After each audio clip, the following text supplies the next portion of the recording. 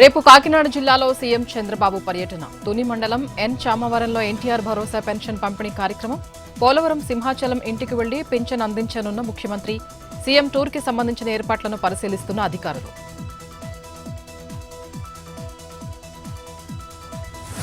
రేవంత్ రెడ్డి చెప్పింది చేయరు, చేసేది చెప్పరు. 24 గంటల కరెంటు ఇవ్వడం కోసమే రైతు డిస్కం అంటున్నారన్న కేటీఆర్.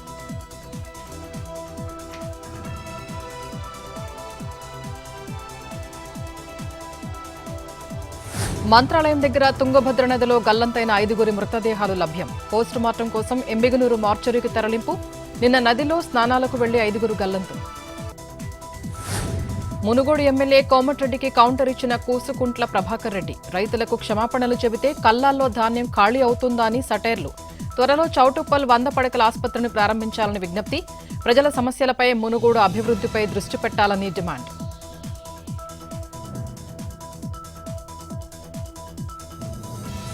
నార్సింగిలో నకిలీ జీవోల కేసులో మరికొందరు అరెస్ట్. నిందితుల నుంచి పలు కీలక పత్రాలు, మొబైల్స్ స్వాధీనం చేసుకున్నామన్న పోలీసులు.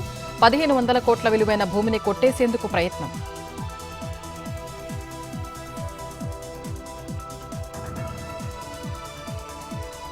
నంద్యాల జిల్లా ఆత్మకూరులో ఓ మొబైల్ దొంగ చేతివాటం. కస్టమర్లా వచ్చి ఫోన్ కొనుగోలు చేస్తున్నట్టు నాటకం.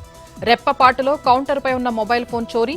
షాపులోని సీసీటీవీ ఫుటేజ్ ఆధారంగా పట్టుకున్న యజమాని.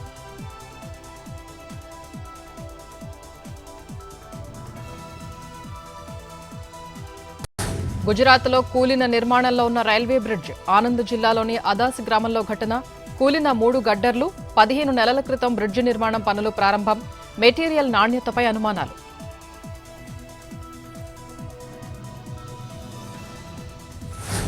గత వారంలో తగ్గిన బంగారం, వెండి ధరలు. 6 రోజుల్లో 2340 తగ్గిన గోల్డ్ రేట్.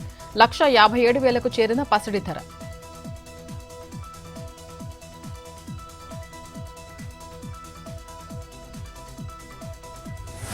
ఉమ్మడి నల్గొండ జిల్లాలో 47 దగ్గరకు పైగా ఉష్ణోగ్రతలు నమోదు.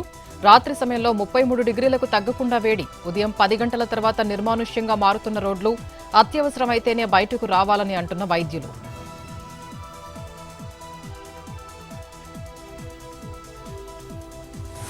ఉమ్మడి మెదక్ జిల్లాలో సూర్యుడు సెగలు. ఉదయం 8 గంటల నుంచి ఎండవేడి, ఉక్కపోత. సాయంత్రం 6 గంటల వరకు వడగాలులతో ఉక్కిరిబిక్కిరి. ఇల్లు దాటి రోడ్డు మీదకు రావాలంటేనే భయపడిపోతున్న ప్రజలు.